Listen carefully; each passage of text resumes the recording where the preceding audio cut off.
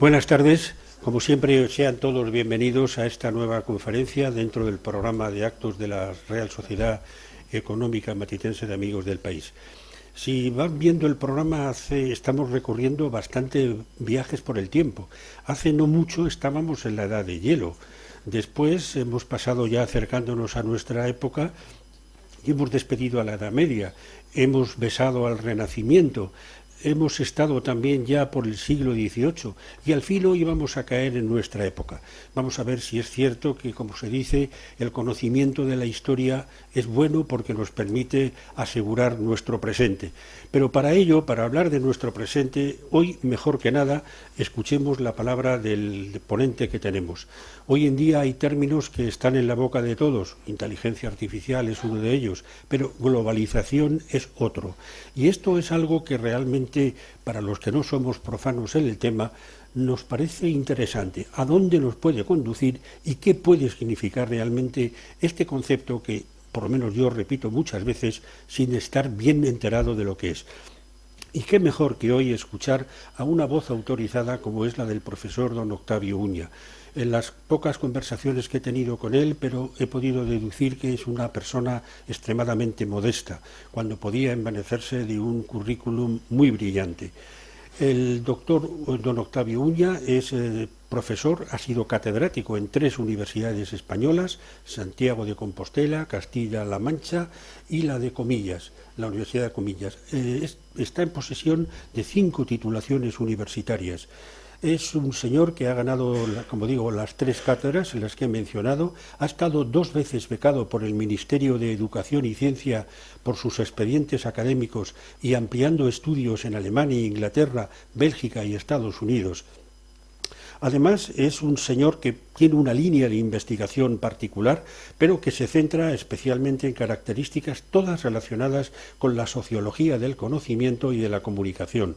Es director, coordinador, investigador principal o investigador de un amplio número de proyectos, tanto nacionales como internacionales. Profesor también de cursos de doctorado, autor de numerosos trabajos, todos ellos relacionados con el mundo de la sociología. Esta mañana me decía el profesor Uña que fuera muy breve en la presentación, que no quería hacer una amplia exhibición de sus títulos. Lo que he hecho ha sido hacerle caso y han visto ustedes un pequeñísimo resumen del amplio entorchado académico que acompaña a nuestro ponente de hoy. Profesor Uña, muchísimas gracias por su presencia, por haber atendido a nuestra petición. Desde hoy esta sociedad sube un peldaño en su autoestima al contar con el privilegio de su palabra. Solamente me queda recordarles que junto con el lema de esta sociedad, Socorre enseñando, del que sentimos orgullo, también hay un punto y aparte, y es no olviden apagar, mejor dicho, encender los teléfonos cuando hayamos salido.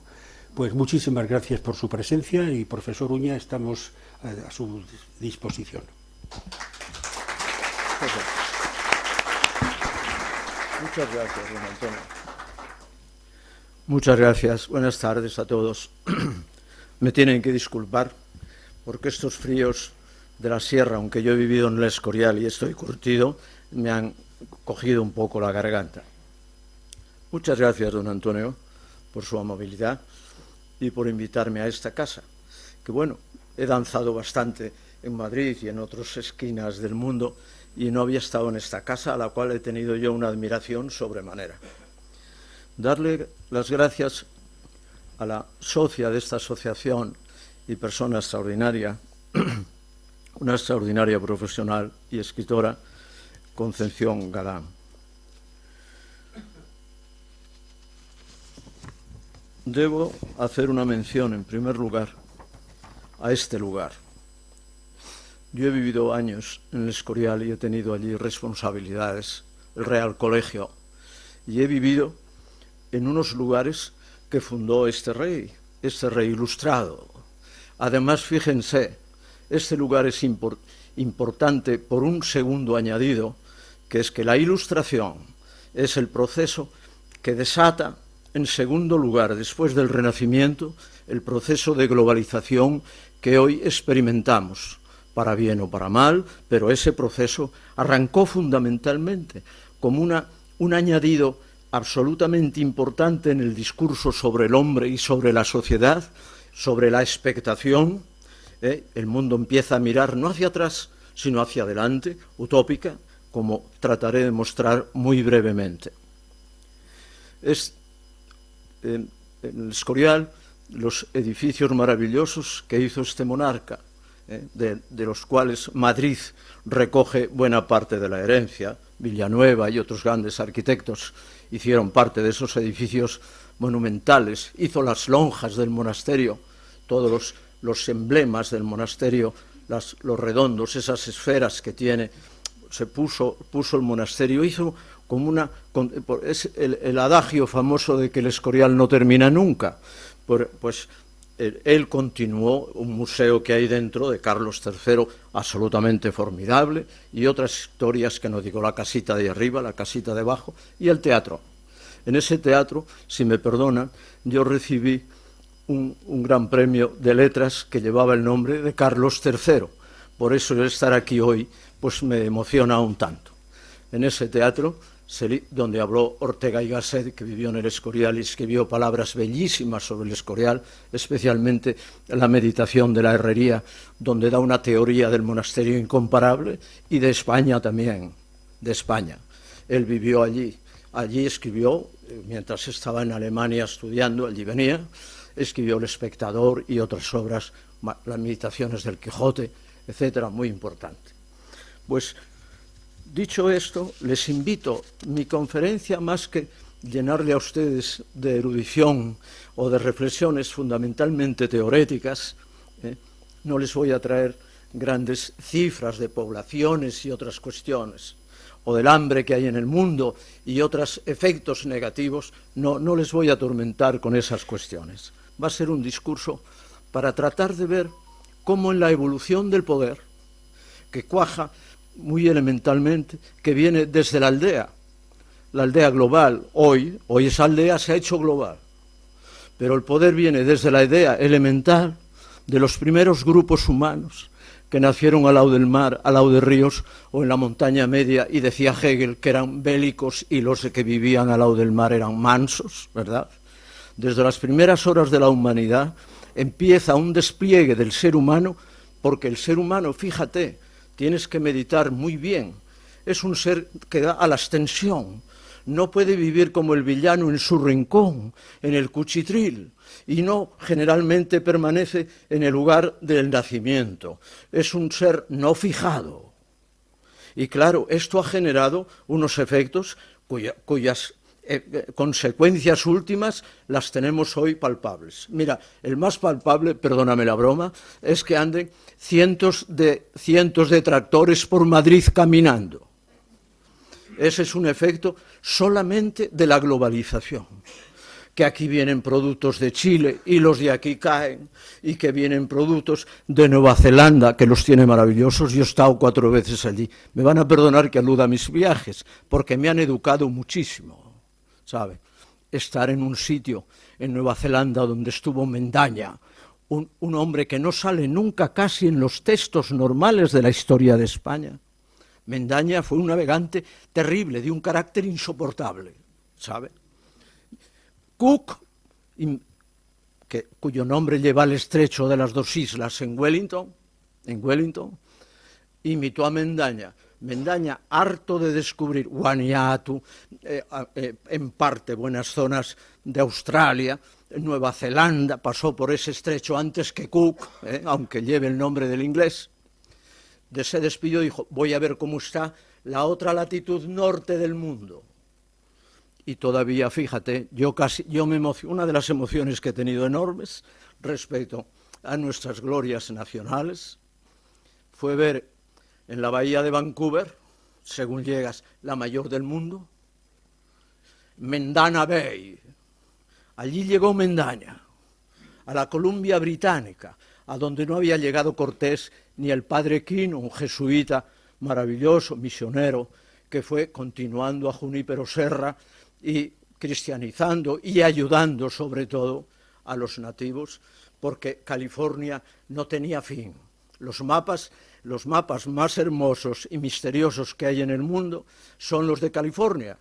La pintan siempre con algo nuevo, pero nunca termina. Y creían en muchas generaciones que a lo mejor terminaba en China, era una creencia, o en Japón, Katango, Zipai, las dos naciones a las que luego irá el tornaviaje, el paso por México para ir a Asia. La hazaña, una de las hazañas más grandes que ha hecho este país, quizá como ninguna. La vuelta al mundo, el descubrimiento de América, ¿verdad? Irían primero y después esta, el tornaviaje, Legazpi y el misionero agustino que iba con él. Bien, les invito, digo, a hacer una meditación sobre este tiempo que atravesamos. La globalización es como un sistema ya, lo que llaman los sociólogos, no les voy a hartar de esto tampoco, un gran sociólogo, Wallerstein, que ha muerto no hace mucho, gran profesor en variadas universidades ilustres de Estados Unidos, que se llama El Sistema Mundo, que son 3 volúmenes enormes, más uno último que habla de el proceso de libertad en Europa, que Europa es la libertad. Bien, que nos viene muy a propósito hoy en la encrucijada un tanto compleja y negativa en que vivimos, o vamos a vivir quizá pronto más gravemente. Digo, os invito a entrarle a esta cuestión. ¿Cómo de la aldea, por la expansión natural del ser humano, ¿verdad? El ser humano no tiende a ser un villano en su rincón, como decía el clásico nuestro, no, ni contemplarse a sí mismo, ¿verdad?, en un lugar fijado, tiende a la expansión. Y esa expansión ha hecho este inmenso mundo, que ya es, dice Wallerstein, este gran sociólogo, la autoridad mayor para estudiar desde la base qué es la globalización, que tiene sus teorías fuertes y muy diferentes. San Agustín le daba un nombre a eso, el bolero que cantaban, dicen que la distancia es el olvido. Bien. Pensad bien esto. La distancia ha hecho del mundo olvidos terribles, soledades inmensas, y ha ido avanzando a las formaciones sociales elementales, la familia, la tribu, ¿no?, que no podemos exponer aquí. Y una política, que es la ciudad-estado. Y empezaron a nacer como bloques de gentes a la orilla del Mediterráneo, en el delta del Mekong, etcétera, al lado de los ríos, al lado del mar, y se transformó el Mediterráneo que tú conoces y en el cual vas a bañarte con gusto, ¿verdad? Hicieron de él el mar de la historia universal, dice Hegel, el gran pensador romántico. El gran tablero de la historia universal es ese mar. ¿Entendido? Trajano, hombre español, por sus padres, hizo que las 2 riberas del Mediterráneo fueran Roma. Cuando conquistó, ¿sabe cuál? Es la hora en que Roma es la extensión máxima de un poder en Occidente. Y está China al fondo, muy vieja civilización, está la India, sobre todo lo que fue la India genéticamente, inicialmente, la cultura del Mohenjo-Daro, a la cual llegó Ciro, y después Alejandro. Pero a Alejandro le dijeron, no pases de aquí más, sus 2 generales, porque acabamos contigo, no te seguimos más, ya hemos andado miles de kilómetros y batallas. Ptolomeo y Seleuco le hicieron volver. Y va a venir y va a morir en Babilonia, a donde iba a fundar un nuevo imperio babilónico, después del imperio babilónico primero y el imperio neobabilónico segundo. Ciudad, si me perdonan, que yo he estado 2 veces, y es la ciudad que más me ha conmovido en mi vida, ¿sabe? Y quedan muy pocos vestigios de lo que fue Babilonia, pero Babilonia es el símbolo del poder. Ya San Agustín en la ciudad de Dios, si recuerdan, contrapone la ciudad de Dios y la ciudad del mal, y esa es Babilón, la ciudad del mal, de la guerra, de las desgracias humanas. Él lo pone como símbolo en Babilonia. Bien, les invito a entrar en esta cuestión. ¿Cómo el hombre va despegando? Y es muy sencillo de ver en ese tablero histórico maravilloso del paso de los días, lo que llamó San Agustín el ordo rerum laventium, el paso de los el orden de los siglos que pasan. Y le llamó Hegel el largo día de la historia. En el largo día de la historia van apareciendo unos poderes sucesivos, que generalmente es por la violencia, la guerra. Decía Hegel mismo, gran pensador, como saben, que lo que mueve verdaderamente el mundo, las sociedades, fundamentalmente y radicalmente y de una manera definitiva, han sido dos. Una es la guerra y otra es la emigración. Oye, las dos nos siguen tocando todavía. No se han desarraigado esas dos usos y costumbres de los pueblos.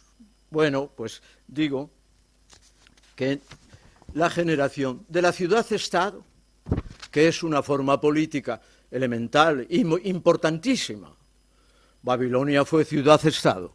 Lagash, Uruk, casi todas las ciudades de la cuenca mesopotámica, Tigris y Éufrates, si me van a perdonar, yo la he recorrido 2 veces. Ur es la ciudad más antigua amurallada, por eso la escritura, el pensamiento judío, los libros sagrados judíos ponen allí al nacimiento de Abraham, Ur de Caldea, ciudad antiquísima.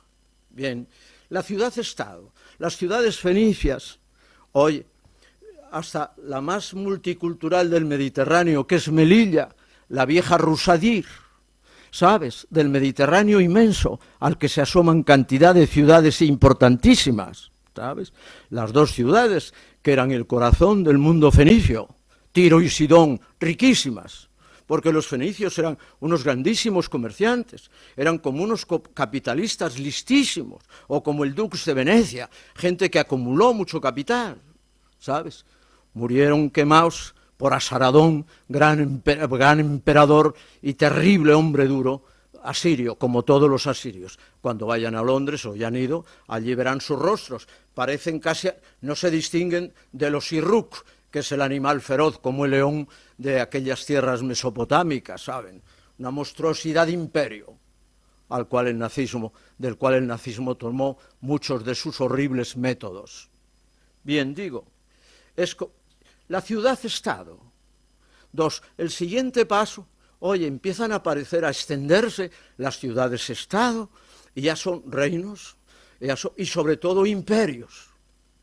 Claro, los imperios es la latitud más extensa que va a ir generando el poder. Dices tú, ¿y el imperio qué es? Pues nada fácil definirlo, ¿sabes? Y no seré yo el que lo intente, porque haré una definición no buena. Uno de los más grandes pensadores de la ciencia política, aquí están varios profesores brillantísimos, amigos míos, profesores de ciencia política, Duverger, dice, tiene un libro, ¿qué es un imperio? Dice, no me atreveré a definirlo, él, que es uno de los que ha definido mejor el poder. Bueno, pues los imperios, ¿qué son? Poder y extensión.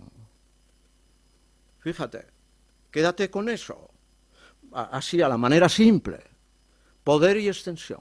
La sucesión de imperios en el mundo es enorme, los más grandes de la antigüedad que tú conoces, porque dices ahora, oye, la globalización, todo el mundo, pero hombre, ha habido latitudes de poder enormes. El imperio aqueménida, Ciro llegó hasta lo que es el corazón de la India, ¿saben? A donde llegó Alejandro, que tomó totalmente el imperio de Ciro, Alejandro Magno, y los dos generales le cogieron por el brazo y decían, ni un paso más, atrás, no vamos a morir aquí, no vamos a llegar, pues Dios sabe dónde. Habían hecho miles de kilómetros desde la vieja Macedonia, ¿entendido? Bien, el segundo gran imperio es Roma, y Trajano culmina la extensión mayor de Roma, cuando conquista Basora, que era una isla en su origen, en el delta del Tigris y el Éufrates, el Chat el Araf. Conquistó y, bueno, con tan mala suerte que el hombre, cuando estaba cerca de Alepo para embarcarse, que era donde Roma ponía el pie en Asia, cerca de Alepo, pues murió y levantó la mano hacia Adriano, que eran como primos sus padres, de Sevilla, de Itálica, eran de la Guardia Pretoriana, que eran, como saben, generalmente o siempre hispani, fideles hispani, los fieles españoles, y le trasladó el poder. Pues ese grandioso hombre Trajano circunvaló, digamos, de poder el Mediterráneo para Roma y conquistó, fíjate por dónde, donde hoy está una guerra atroz, donde mueren todos los días muchos hombres, y estos días dan cifras de los que han muerto, rusos y ucranianos, el Donbass, las desembocaduras del río Dnieper y Dniester, que son inmensos, y arrastran todo el humus desde Siberia y otras latitudes, a el Mar Negro, al Mar Negro. Eso lo conquistó Trajano, conquistó en Asia, conquistó todo lo conquistable y media Germania o más, lo que había dejado César. ¿Entendido? Bueno, los imperios no vamos a poder tratarlos, pero sería magnífico tratarlos, porque son los que han hecho de alguna manera el dibujo de la extensión más grande del poder. ¿Y cómo se gobierna? La maravilla que nos dice, fíjense, en la Ciropedia, que es la vida de Ciro, de Genofonte, nos describe cómo Ciro es preparado para ser un conductor de pueblos en la paz, cosa inaudita, nunca oído, sobre todo teniendo debajo el antiguo imperio asirio y otros, el imperio hitita, terrible, ante el cual Egipto, Ramsés, guerrero, que no era tan buen guerrero como él pensaba, se enfrentó a Musil y Katusil, que eran uno de los reinos más antiguos en el corazón de Turquía, que sería hoy, en la ciudad de Hattusas, que está sin desenterrar todavía. Me van a perdonar, yo he estado allí mirando, con alambres, etc. Ahí hubo un imperio terrible que desafió a Egipto. Fue la primera vez que Egipto salió el padre de Ramsés II, Seti, que fue el primer faraón que empezó a luchar fuera del Nilo, fuera del ámbito del Nilo. ¿Saben? Egipto es un gran imperio y sale ya a las afueras de su ámbito normal. Bien, el imperio hitita. No ganó Ramsés la batalla de Cádiz, famosísima, la primera que se usaron los carros para tirar las flechas envenenadas. Fue la primera batalla de carros. Bueno, ya la hizo, salió, fue muy cerca de lo que es Canaán, donde el Éufrates hace una gran curva y entra al desierto que se llama el desierto de Siria, que es una parte total de Irak y de Arabia, por otra parte. ¿Entienden? Esa batalla, Egipto sale de sus casillas al exterior. Y fíjense, quedaron en tablas, aunque Ramsés lo celebra en Abu Simbel con toda la gloria, que a lo mejor ustedes han estado en alguna excursión allá, ¿verdad? Bueno, pues esa batalla quedó en tablas, y más bien la perdió Ramsés, frente a Katusil, un hombre de guerra, hijo de un imperio guerrero terrible que fundó su Bilulioma, un hitita en el corazón. Digo esto porque los nudos que hoy tenemos o centros de combate, no ha parado la guerra desde los tiempos más antiguos en lo que llamamos Mesopotamia. Sigue hoy. Y fíjense, la destrucción de Bagdad, unas cosas terribles, no es una escaramuza, nada, es una guerra, lo de Siria, no para, lo que pasa ahora en la Franja, etcétera, lo que viene pasando en torno a Israel, etcétera, no para, en Arabia el Sur, los hutíes, no para, es una máquina permanente de siglos, de milenios. Bien, sin abundar en esto.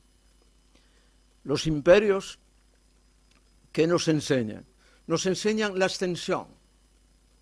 ¿Hasta cuándo? Bueno, hay una tira de imperios que ustedes saben, y hay un libro muy famoso de un sociólogo eminentísimo, politólogo, Eisenstadt, que es sobre los imperios, donde los tipifica, pero no demasiado bien.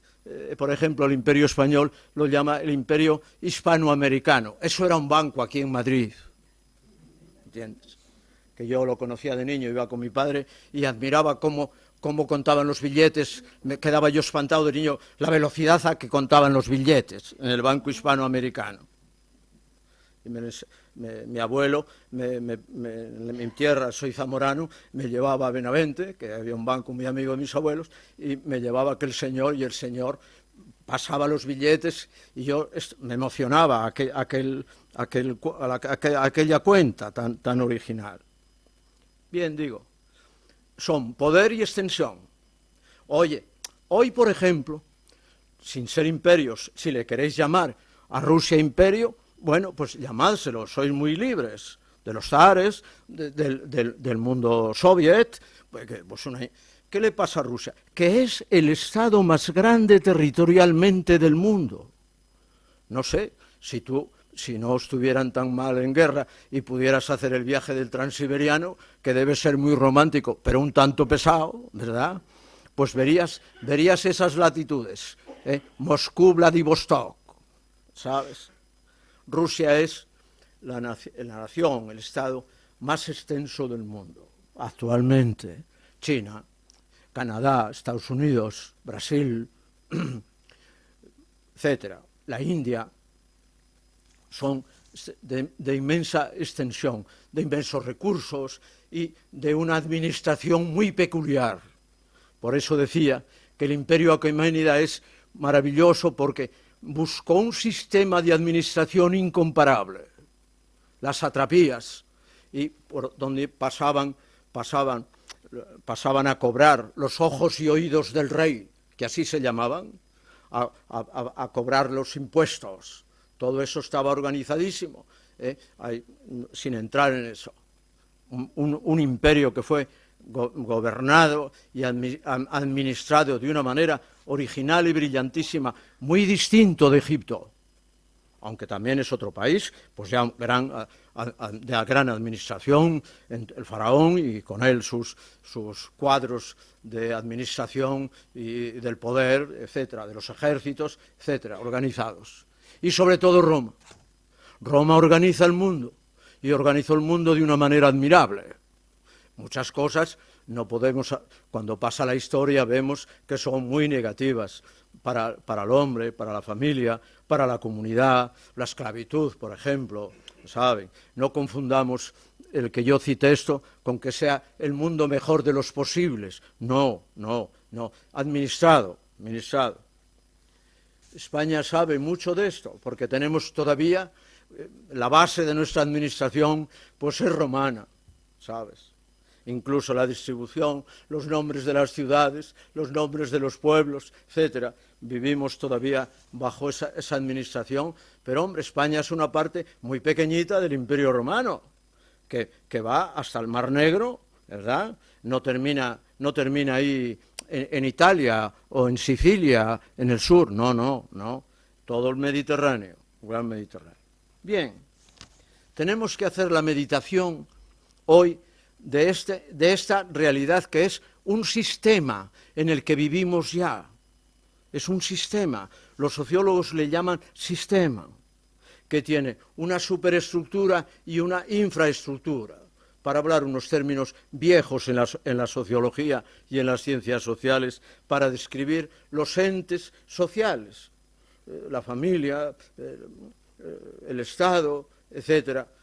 Una superestructura que son, creaciones humanas sobre la naturaleza y cuestiones dadas fundamentalmente por la naturaleza. Hombre, pues todo el mundo tiene que ser administrado y tiene que tener unas estructuras de administración desde hace ya muchos siglos, evidentemente. No puedes andar ahí al tuntún y hay que ir por la derecha o por la izquierda. Ten cuidado, cuando vas a Nueva Zelanda y Australia te puedes dar el gran morrazo porque conducen como en Inglaterra, ¿sabes? Y no te das cuenta y tomas las curvas al revés. Bien, digo, ¿qué tendrías que pensar tú? Además de estas realidades históricas que el poder va teniendo, el poder inmenso. Pensad que esos imperios tuvieron un inmenso poder. El poder español, que es el segundo en extensión en el mundo, después del de Genghis Khan, ¿entendido? Es el más extenso en el mundo, más que el británico, más. Pues imagínese la cantidad, la administración que montó en todo el inmenso país, desde la Columbia Británica hasta la Tierra del Fuego, más Filipinas, más una tira de islas que nunca las citamos, esas que descubrió Mendaña y otros como él, Vanuatu, ¿sabes? Todo, las Hébridas, etcétera, un montón de mis viajes. Luego, si quieren, hablamos de eso.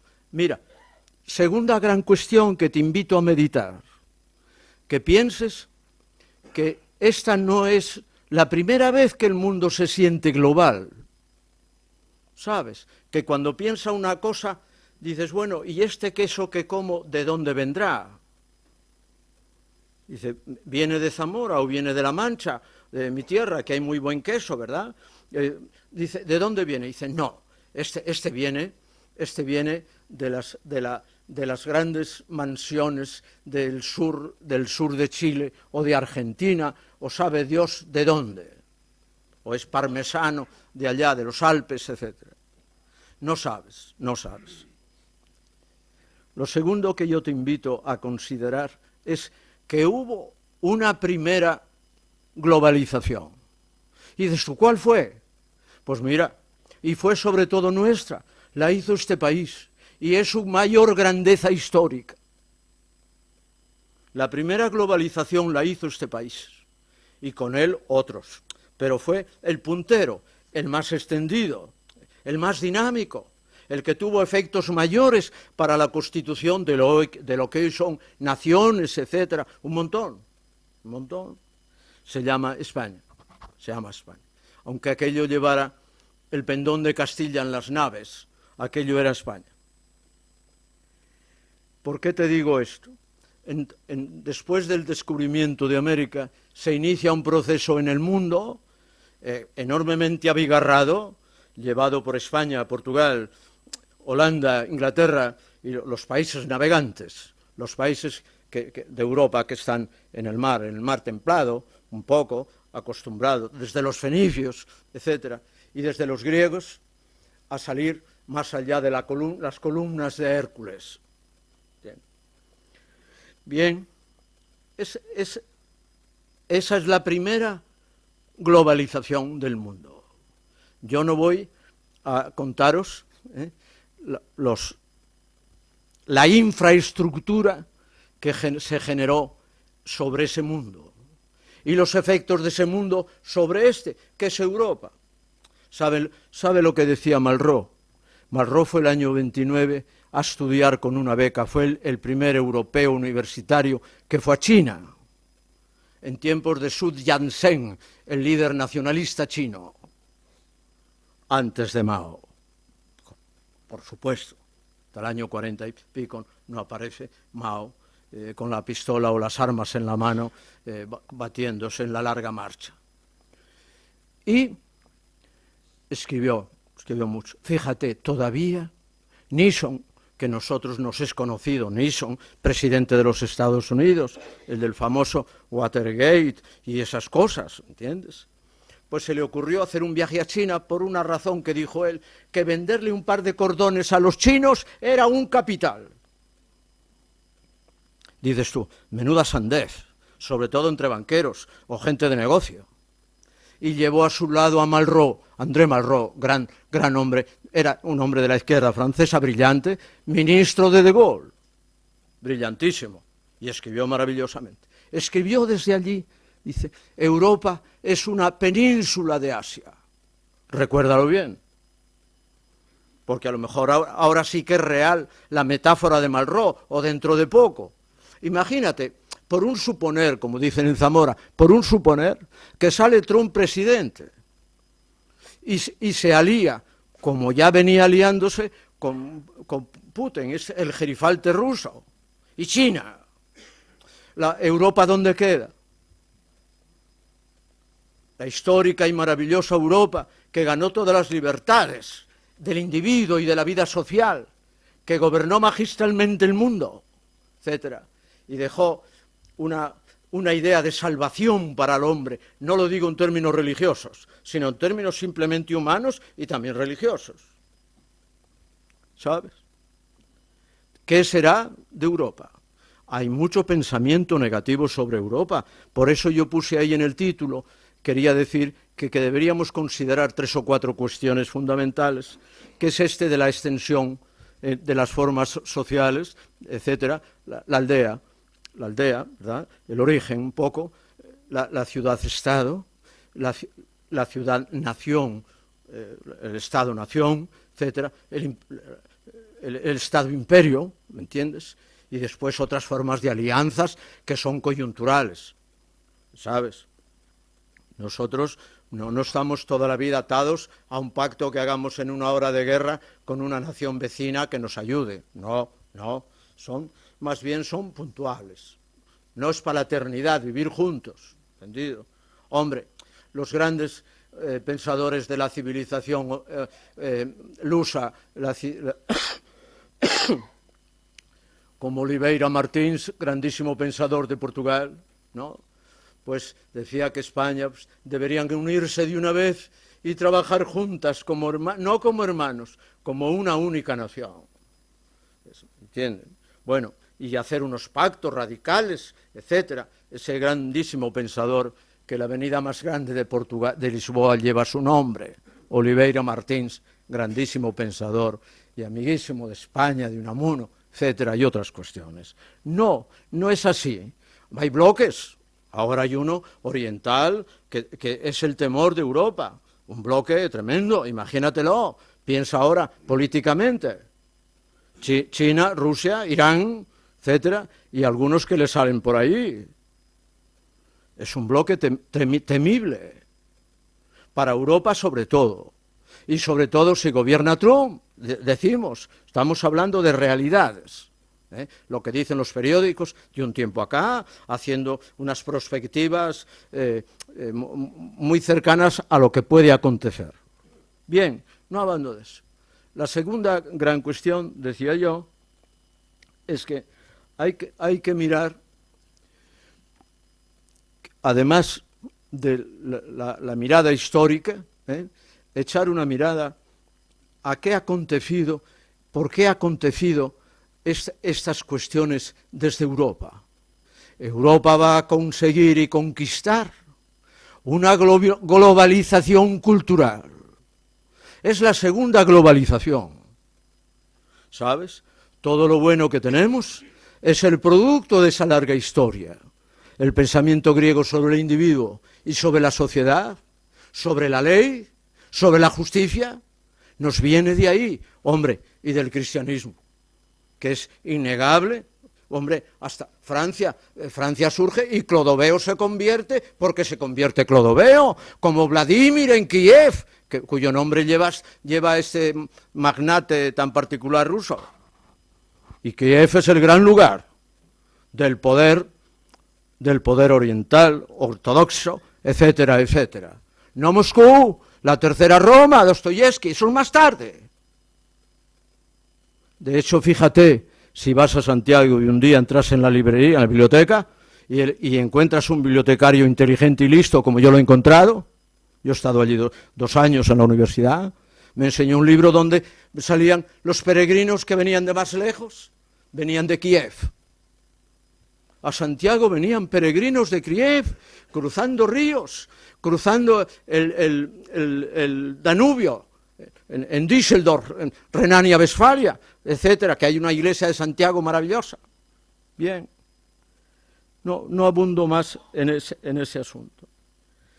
Sí digo, es necesario pensar que Europa ha construido una segunda globalización de unos caracteres muy particulares, que es del orden del conocimiento, del orden de la tecnología, la técnica aplicada, ¿sabes? Sobre todo del conocimiento, que se aplica en 1000 ramificaciones, y sobre todo en el derecho, heredando la gran herencia que tenemos de Grecia y de Bizancio del derecho. Por eso Europa ordenó sus estados, organizó constituciones, maravillosamente, le viene de lejos. De Justiniano y otras cuestiones, aquí hay amigos míos de derecho que saben un montón de todas estas cosas. Bien, ¿Cómo es este crescendo? Primero el Renacimiento, ¿sabes? El Renacimiento se apropia de nuevo, como el ave fénix que retorna, ¿entiendes? Vuelve a sus ilusiones originarias, el pensamiento griego, al pensamiento romano sobre la ley, sobre la administración, etcétera, y otras cuestiones que no podemos detallar hoy aquí. Es una larga meditación. Y el Renacimiento aparece como un nuevo esplendor. Como dijo el fraile Sigüenza el día que se inauguró el Escorial, la basílica que fue lo último que cerró el Escorial, que brillaba la piedra, granito y tal, comienza un sermón. Felipe II le mandó a este fraile, al que quería muchísimo, que fue el que ordenó la gran biblioteca, joya que tiene este país, inaudita, ¿saben? Le mandó tener el sermón, y el sermón comienza, altas, sacras, no sé qué, majestades. Todo el reino estaba allí. Hoy entramos aquí como quien entra en una nueva gloria. Y era un fraile humildísimo, muy humildísimo.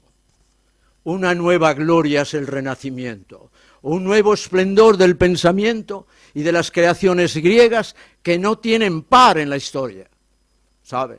Tanto en el arte como en el ámbito de la ley, la defensa de la ley, etcétera. Un libro que así se titula maravilloso, no leerás cosa más hermosa sobre la ley. Después Cicerón y después Suárez en España. ¿Entiendes? Ese Renacimiento, por eso Miguel Ángel, sabes, que te encanta a ti, sobre todo si vas a la Sistina, pinta unos hombres enormes y mujeres ahí en la gloria y tal, y en el paraíso, una cosa desmedida. Dices, oye, pero este hombre vivía entre gigantes. Es una idea nobilísima, inmensa del hombre, que el hombre es algo grande. San Agustín ya lo había definido, magnum profundum es homo. El hombre es un misterio tremendo, una profundidad abismal como el mar, ¿sabes? Esa creencia en el hombre, que la va a trasladar directamente a la Ilustración. Por eso estar en este lugar, digo, es un honor para mí y para todos. La Ilustración, una época hermosa de la cultura europea y de la cultura también de España, ¿entiendes? La Ilustración va a creer en el progreso, ¿sabes? Fíjate, va a dar unos discursos de fe en el hombre, que fue el que dio un renacentista famoso, que escribió de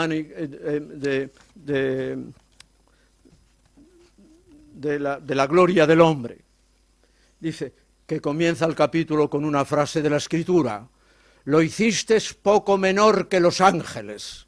Es un libro de la sabiduría, el libro de la sabiduría de la Escritura, que es un elogio del conocimiento incomparable. Dice que el hombre, Dios le hizo un poco menor que los ángeles, porque posee el conocimiento, don incomparable, etcétera, etcétera. Este hombre, este es un hombre, homo homini deus, va a decir Feuerbach, un pensador, alumno de Hegel, el hombre es como un Dios para el hombre. No un lobo, como dijo Hobbes, ese es otro tema terrible, ¿sabes? Es como un Dios para el hombre. El hombre tiene unas profundidades y unas capacidades inmensas. La creencia en las capacidades cuasi infinitas del hombre, ese es el Renacimiento. Y de ahí brota un conjunto de ciencias, de todo orden. La arquitectura, formidable. Vas a Italia y quedas extasiado, o miras el Escorial, que es una obra herreriana incomparable, con el cubo como fondo, los patios vacíos, las torres, cubos llenos, y te quedas la geometría aplicada a la construcción. Dices, oye, qué maravilla. Único, claro, es único. Es un edificio único. No hay dos como él. Bien, esta creencia en el hombre y su grandeza, en su despliegue, ¿sabes? Una fe tremenda que le vuelve al hombre, que crea la modernidad. A eso llamamos ya modernidad. Y innova absolutamente el mundo, en todo, la técnica, Galileo, etcétera, figuras inmensas de Copérnico, etcétera, una visión en todos los órdenes de la naturaleza, de la historia misma, la comprensión del pasado, la investigación, etcétera, y de la hora presente.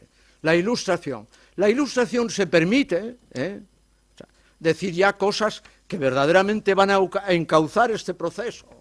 Decía Bacon de Verulam, tantum possumus quantum scimus, tanto podemos, tanto seremos, cuanto conozcamos. El conocimiento es el secreto. De ahí su obra maravillosa, Instauratio Magna, que es un canto al conocimiento, como lo habían hecho algunos italianos anteriormente, que no narro aquí para no abundar en esto. Oye, y la teoría del progreso, fíjate, Comte, Saint-Simon, grandísimos pensadores que tienen debajo un poco a San Agustín, que la historia es un largo camino de la humanidad y que a pesar de todo va a más. No termina en la consumición como en el mundo griego. El mundo terminaría por un diluvio de agua o de fuego, Heráclito, etc. La palingenesia. No. El mundo va a una región última culminar. Es el pensamiento genial, inaudito de San Agustín. Una frase famosa de él, die septima nos ipsierimus. El día séptimo, el último del mundo, ¿sabes? El novum ultimum, la última novedad del mundo, seremos nosotros, cada uno de nosotros, nosotros mismos. Sin mediación ninguna. Sin mediaciones del poder, sin mediaciones de los medios naturales, etc. Nosotros mismos, ipsierimus, seremos nosotros iguales a nosotros mismos. Esa fe de San Agustín que se reproduce a niveles ya no religiosos o de salvación sobrenatural, etc., sino en términos humanos. El hombre es un gran señor de sí mismo, Feuerbach, el romanticismo alemán y otros. Y fíjate, el mundo progresa necesariamente. Condorcet, el famoso teórico incomparable del progreso, tenía esta creencia. Fíjense en qué creencias tan infundadas. Es como si yo pienso que mi pueblecito de Zamora es la capital del mundo, o del Benelux, o de la Unión Europea. Mi abuelo te diría, hijo, tienes demasiados sueños. Claro. Evidentemente, es esa creencia, el progreso indefinido. Dice, fíjese, la fórmula es muy sencilla. Aplicas el conocimiento a la naturaleza como Dios manda, con método. El gran descubrimiento es el método para el conocimiento. Bacon de Verulam y otros que no puedo citar. ¿Entendido? Herrera decía, todo pesado, medido y contado. Herrera, que es uno de los seres más geniales que puedes tener en tus manos, está el libro escrito por él en la biblioteca del Escorial, de figura cúbica Tractatus Liber Primus, y dice, todo pesado, medido y contado. Entonces, tú subes a las torres del monasterio, que tienen 300 o 400 peldaños de granito férreo y terrible, girando a la derecha, sin luz, no hace falta luz, y de noche, girando. Todo es armónico, pura armonía. Es el método. Bien, aplicas la razón a la naturaleza y tienes el progreso, y indefinido. Condorcet remata, Comte también, un progreso que no tiene límites. Esta creencia, dices tú, infundada del todo, o no tanto, pues es la que mueve en el fondo la segunda globalización. Bueno, es más extenso, no podemos hacerlo. Y nos preguntamos, ¿verdaderamente esta globalización segunda que ha venido, que es sobre todo supraestructural, es creaciones del conocimiento aplicado a todos los rincones de la realidad, a todos los aspectos del mapa inmenso que es el mundo, ¿sabes? En todos los órdenes, y socialmente en todo, la familia, el Estado, etcétera, variados subsistemas variadísimos que tiene el ser humano en el mundo. No entramos ahí. Decimos, ¿cómo presentaríamos esto de una manera lo más rápida posible y decirle a ustedes 2 o 3 ideas para entrarle a esta globalización? Decir primero que es un sistema total. No es un sistema como el que yo puedo hacer en mi jardín, colocando el seto de una manera o de otra. Y te viene el vecino y dice, oye, qué guapo está esto, Octavio. ¿Cómo lo has hecho? Dice, es que tengo un sistema particular que corto en triángulo las esquinas y en rectángulos los lomos largos del jardín. Imagínate, debajo de todo hay una sistematización de algún modo, ¿eh? Cómo pongo los pantalones o me los quito, cómo me ato los zapatos, hay algún sistema, ¿entiendes? Es un sistema total, de larguísimo alcance, porque no es ni para uno ni para dos, ni hasta donde limita el río Ebro hasta tal sitio, hasta Cataluña o hasta La Rioja. No tiene límites, no tiene límites. Mira, la globalización, que digo, tenéis un símbolo de sus efectos, que anda por la calle muy lentamente con ruedas muy grandes, tractores, ¿verdad?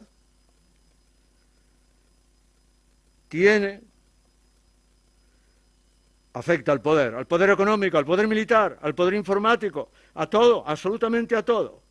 Todo, las migraciones, las guerras, determinan de una manera como un sistema total, con una conexión profundísima, ¿sabes? Que a veces, digo, la mayoría de las veces, no podemos ni generar ni controlar, unos procesos, unos activísimos procesos. Dices, tú, pero ¿cómo? Dices tú, tomando café con tus amigos de chiste a las 5 de la tarde, que es una hora trágica, y el café aminora más la tragedia, o amanera un poco la tragedia de las 5 de la tarde, si tomas unos churritos o algo. Bueno, le dices tú, ¿cómo desde que apareció en China el pequeño Deng Xiaoping, cómo China apareció así y de esta manera, manito, como dice el otro? Ha sido en unos años de nada. China aparece como una autoconstrucción terrible, hecha por gigantes, hecha por algunas divinidades de la vieja mitología. Dices, ¿cómo será eso?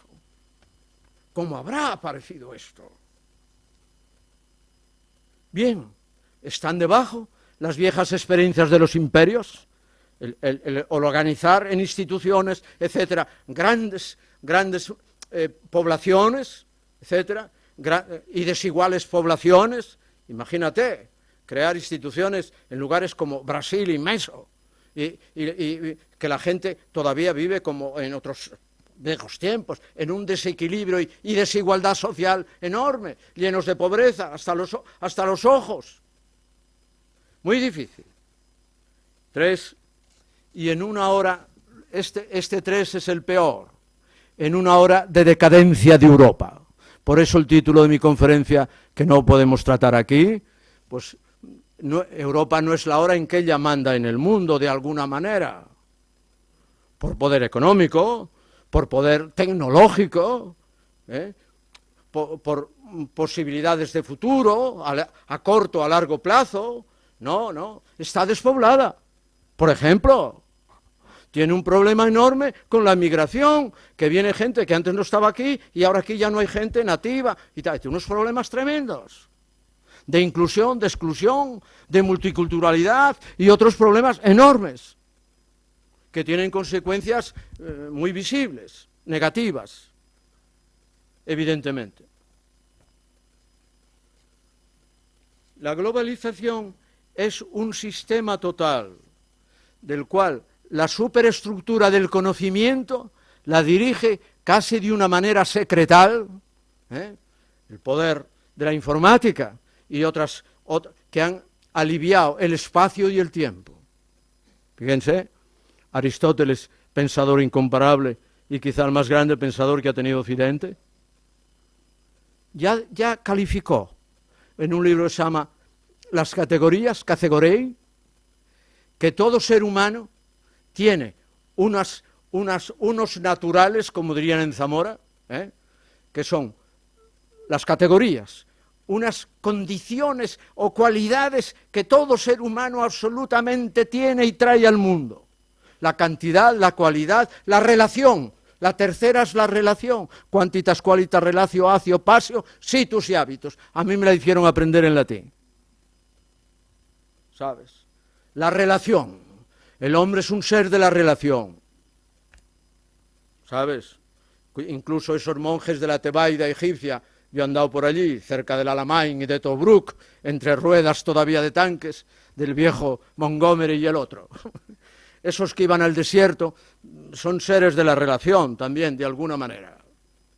La relación es la que genera, caemos en una de relaciones. Dice Heidegger, el pensador famoso, Geworfenheit, una palabra alemana que significa como ser vomitado. El hombre ha sido vomitado al mundo, dice Heidegger. Nadie le consultó, nadie preparó sus cosas. Bueno, la dulce madre. Es un ser que cae en el mundo. ¿Y dónde cae? ¿Ese mundo cuál es? ¿Y dónde? Cae en el suelo, que es un hecho natural, etc. No. Cae en un haz de relaciones. Que si mi padre, que si mi madre, que si mi abuelo, que si el vecino, que si el que nos trae la leche, etc. Que si el del mercado de enfrente, etc. Que si en este pueblo a que hemos venido hace más frío que en el otro, ¿me entiendes? Cae en un haz de relaciones. ¿Y qué ha pasado en la globalización? Que el ser humano cae actualmente en un haz de relaciones tan profundo, tan tejido, que no nos podemos desatar de la ambigüedad y explicar traslúcidamente el mundo, ya quisiéramos. ¿Sabes? Los dioses no necesitan mediación para interpretar el mundo. Son y conocen. Yo soy el que soy, ¿verdad? Esa definición bíblica de Dios quiere decir que no necesita ninguna mediación o intermedio para nada. ¿Sabes? Bien. Caes en un acto de relaciones profundo. Geworfenheit. Eres un ser lanzado a tu época, a tu tiempo. Lo que decía Ortega tan hermosamente y que todos repetimos. Yo soy yo. No soy un Dios para mí mismo, no, yo soy yo y mi circunstancia.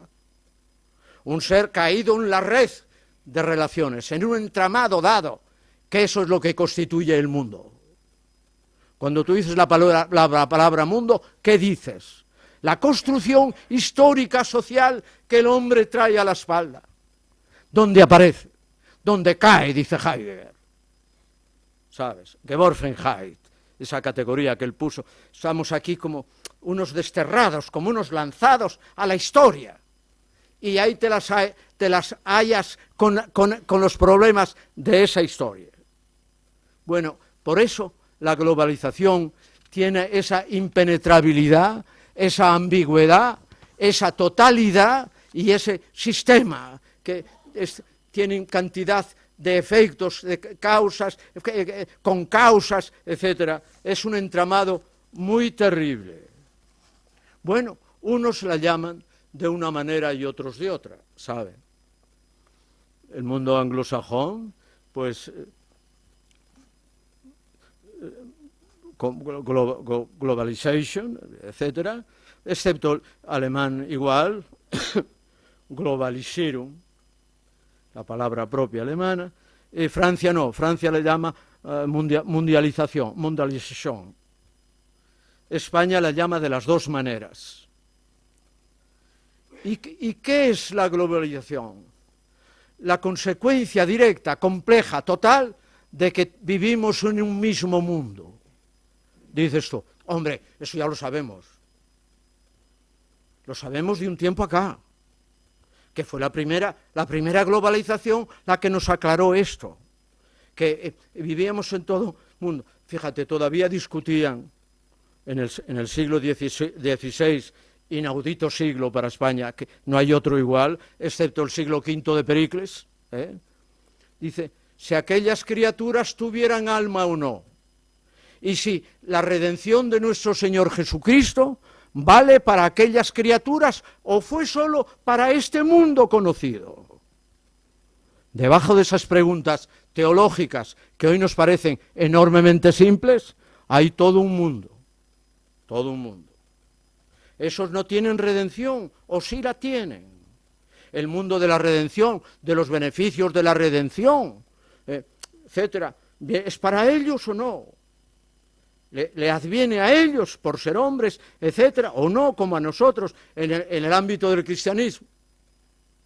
Bien, es un sistema noológico de conocimiento y de producciones del conocimiento y de vivencias. Dos, hoy tenemos el conocimiento y la vivencia de que habitamos el mismo mundo. Esa es la globalización. Todos vivimos en el mismo mundo. Dice el sociólogo Giddens, un brillante sociólogo británico. Y en un sistema que se llama mundo, porque antes no podías decir eso. En tiempos de Aristóteles, pues hombre, él habló de la oikumene, que es el mundo habitado, porque hay otro mundo que no conocemos porque no hemos llegado a él. Es decir, los griegos fueron muy poco globalistas porque vivían en la ciudad-estado y ahí era un horizonte mínimo de la vida civil y social. Pero tú ya has vivido en imperios, has vivido en reinos y naciones, de enormes latifundios, de enormes instituciones, de enormes vías, etc. ¿España qué hizo? Hacer carreteras en la mar, caminos en la mar, como decía el poeta. Y desde luego, cuando vas, si me perdonáis, que descanse un poco contando, cuando vas desde Singapur a la ciudad de Perth, que son 12 horas y media o 13 de avión, ya con las que llevas desde Madrid a Londres, a Abu Dhabi, Dubái, en un vuelo para un profesor invitado, que es un billete, pues hombre, no vas en primera, vas allá. 42 horas, 6 paradas, 56 horas, hoy 46 horas, y cuando te levantas te recogen con una manta tus amigos de Nueva Zelanda y te llevan a descansar 2 días a unos edificios que tienen muy bien preparados, con la comida y tal, y estás allí como una momia hibernada descansando, ¿entiendes? Y ya todos los viajes de invitación llevan 2 días más de los que supone el viaje, ¿entendido? ¿Qué es eso? Es que es la vuelta al mundo, ¿sabes? Sí, no por echarme una flor, pero es que yo la he dado 4 o 5 veces en unos aviones británicos, buenos, y te van dibujando los caminos que España abrió en Polinesia. Eso es una monada que no duermes. Dice, uy, qué bien. Cuando llegas, sales del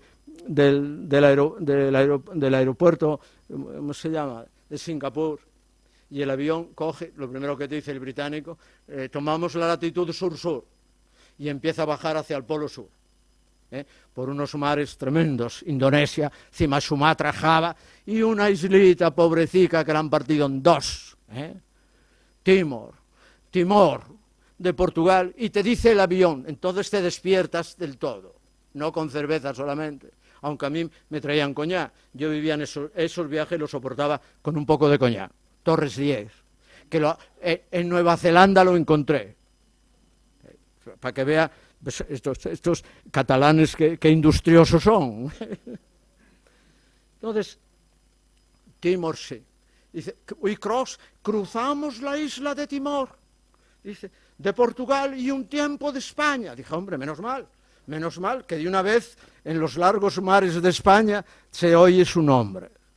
Bajas ya otra tira de kilómetros, otra hora y media, y aparece el mar de Arafura, que está debajo, empieza Australia Norte, donde los cocodrilos, ¿sabes? Pero al llegar ahí te dice, a la izquierda, el estrecho de Torres. Bueno, Torres fue un navegante terrible. Tocó Australia, tocó las Islas Hébridas. Las Islas Hébridas la descubrió Vanuatu, descubrió las Islas Salomón, antes Mendaña, el primero que anduvo allí, que era un leonés destemplado y terrible, y trató mal a los nativos, el que marchó a ver el Polo Norte cómo era, hasta Vancouver, ¿entendido? Bueno, está lleno, Torres, el estrecho que separa el mar de Arafura, que es el norte de kilómetros y kilómetros al norte de Australia, pues lleva Torres Strait, el estrecho de Torres. Bien, esa primera globalización es incomparable. Si después vas a California, Cuadra y Bodega y Cuadra llegaron a Vancouver, un montón, no digo la Florida, el otro, en fin, un montón, ya eso no tiene límite ya, en todas las direcciones. Y el paso de Tehuantepec para ir a China y a Japón, o a Oaxaca, ¿entendido? 60 kilómetros por el río Coazcalcos, 60 kilómetros de tiro de caballo, vas a Puerto Escondido, que lo tragó un tsunami, hizo un puerto, Huatulco era un puerto maravilloso, el puerto más importante en tiempos de Cortés, que lo hizo él, del Océano Pacífico. ¿Bien? Un tsunami lo llevó y se hizo Acapulco. ¿Entiendes?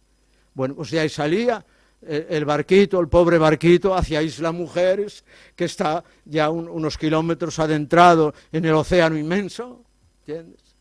Y desde ahí a Zipango o Catay, a China y a Japón, ¿entendido? El tornaviaje. Bien, no me distraigo de lo que decía antes. La globalización es, os lo digo mejor escrito, una integración mayor de los seres humanos. Desde hace 500 años el mundo es un solo sistema. Descubrimiento de América, circunvalación del mundo, comercio con Oriente, el colonialismo, etcétera, son sus antecedentes. Y se constituye en una realidad sociológica y vivencial. Es una realidad social de poblaciones, de estados hoy, etcétera. Hoy no hablamos de imperios. Sociológica y vivencial para una gran parte de los seres humanos. Bueno, esta es la aldea global. El mundo es como una idea, y tenemos que conjugar, no lo universal, tenemos que corregir el lenguaje. La gente usa muy mal el lenguaje. Global no es universal, ¿sabes? Universal lo usa, pues Vitoria, lo usa Kant, ¿sabes? Para el universo mundo de todas las criaturas. Global, ¿qué es? Lo opuesto a local. Mira, tiene una visión, el asunto muy particular. Por eso lo de aldea. La aldea es muy local, muy localizable. Y dices, Octavio, ¿dónde naciste? Nací en un pueblecín. Y dice, ¿y eso dónde está? Pues dice, pues mira, está un poco entre Benavente y Zamora, ahí que hubo una ciudad romana y tal, y por eso lleva un nombre muy raro, se llama Brime de Sog. Sog es Shogun en latín, las legiones de César. Y tienes que localizar. Eso es local. Universal invoca el orden noológico, no el orden estructural material. ¿Entendido? Tienes que poner muy bien estos adjetivos, porque no los usa la gente bien. La aldea global quiere decir, esto es muy viejo, ¿sabes? Más viejo que Homero, si Homero existió o quien le supla su nombre. Que el mundo, la mitología griega, y es babilónica también, tiene tres estancias. Lo que llamamos la existencia total de lo que hay, hablando como habla Heidegger o Wittgenstein, lo que hay, todo lo que hay, arriba, abajo, al otro lado, en el desván, lo que hay, tiene tres ámbitos. Uno, superi, lo de arriba, los dioses, etcétera. Para los romanos son superi, los dioses. Invoca a Cicerón, superi, etcétera, por los dioses. Oye, esta región donde andamos, ¿cómo se llama? Regio Media. Y la otra, debajo, ¿cómo es? El Hades, hombre, el reino de Hécate, la noche permanente.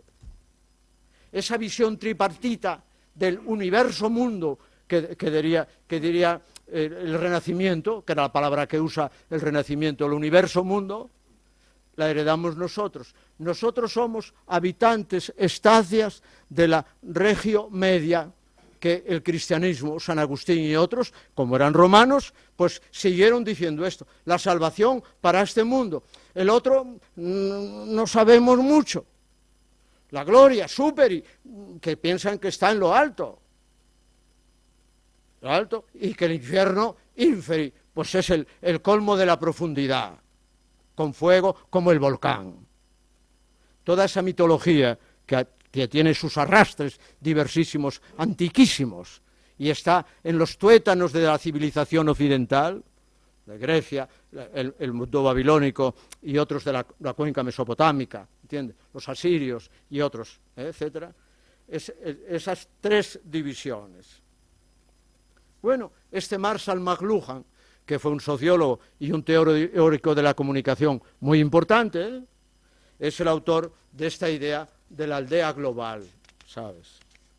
Que estando en mi pueblo, estoy en el mundo.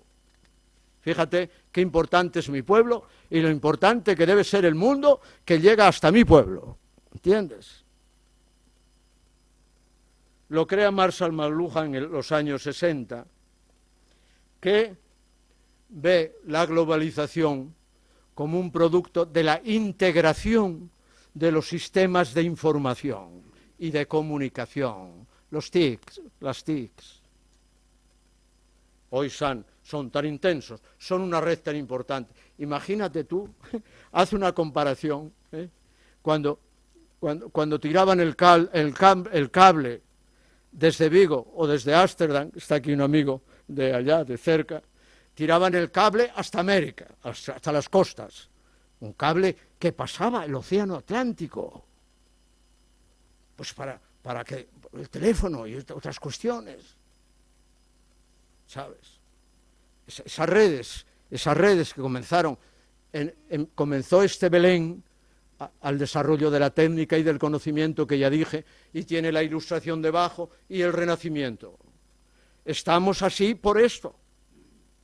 Es los sistemas de comunicación, etcétera, que no solamente es el tren, el viejo Stephenson, ¿me entiendes? Y la vía de traviesas pobres, hasta los sistemas instantáneos, maravillosos, que hoy tenemos de comunicarnos, por ejemplo, o que te los explica un experto ingeniero en las profundidades de la transmisión, la clase de transmisiones que se usa en la guerra muchísimo y en otras cuestiones, hoy para el envío, las empresas. Oye, vivimos en unas redes absolutamente desconocidas, profundas para la mayoría de los humanos. Para mí, ¿sabes lo que te digo? Mientras duermes, lo que está pasando por el mundo.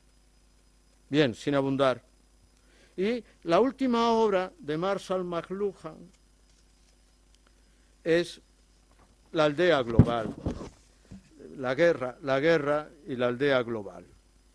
Bueno, concretando decimos, la globalización que se hace de un conjunto de fenómenos de este orden y algunos más que no puedo citar ni analizar sistemáticamente porque es muy extenso, tiene un primer mundo, un primer concentrado o una primera característica que es la dimensión técnica y económica. El capitalismo unido a las TICs han generado fundamentalmente esto, ¿sabes? Ese sociólogo que cité, Wallerstein, que es un hombre muy valioso, era marxista, con lo cual no es pecado ninguno, cada uno que haga la casa donde le parezca, la casa mental, allá él. Y entonces decía que juntando el capitalismo y la dependencia, teníamos de alguna manera la situación que tenemos, hemos llegado a la situación que estamos hoy, ¿sabes? Pensaba él. Desde luego el capitalismo, que no ha muerto, como decía Lenin, ya saben, la famosa profecía de Lenin. Lenin dijo unas profecías terribles. La más grande es esta. Cuando veáis que el capitalismo va avanzando, dominando en pueblos, ciudades, naciones y tal, santiguaos ya, porque es que ha empezado a morir. No ha habido una profecía tan terriblemente rebatida. La realidad la ha rebatido, ¿sabes? El capitalismo sigue su curso, con metamorfosis variadas, con Keynes o con el otro, teóricos, etcétera. No vamos a exponerlo aquí. Sigue su camino. Capitalismo unido a la tecnología puntera, etcétera, aplicada a la comunicación, por ejemplo, nos deja sin dormir, deja el mundo en el aire y lleno de relaciones subsistemáticas de mil económicas, culturales, etcétera, de dominación política, etcétera, de instituciones que se encuentran, la ciencia, etcétera, la colaboración científica, etcétera, etcétera. Ese entramado es en el que caemos hoy. Es un entramado que no descansa día y noche, ¿sabes? Y, amigo, se hace activísimo. Cuando unos subsistemas, tantos, se encuentran, generan lo que ya dijo un grandioso historiador británico, amigo de Ortega, que lo trajo Ortega a Madrid en los últimos años de Ortega, a inaugurar el Instituto de Humanidades, Arnold Joseph Toynbee. Arnold Toynbee es el último gran historiador que escribió el libro más grande que hay en peso, 22 volúmenes. El día que lo presentó en la Escuela Económica de Londres, pues, y mira que era un tipazo, era un inglés alto, elegante, pues casi le llegaba hasta el sombrero, en folios, 24 volúmenes, estudio de la historia. Una de las tesis más hermosas de ese gran historiador, que además valoró siempre las adquisiciones de España, es uno de esos ingleses maravillosos que se chiflan un poco por España, gracias a Dios, y escriben bien nuestra historia y nos dan libros maravillosos sobre nuestro pasado.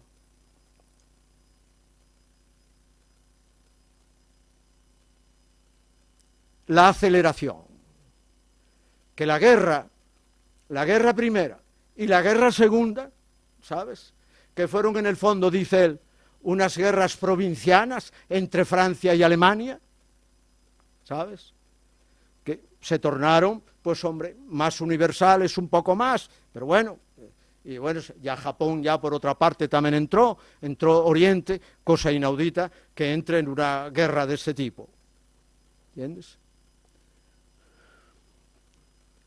Hicieron un efecto universalizador del mundo enorme. La Primera Guerra Mundial, cuyo número de muertos fue fino, y la segunda, no te digo, vivimos, como dice un historiador alemán, entre cadáveres.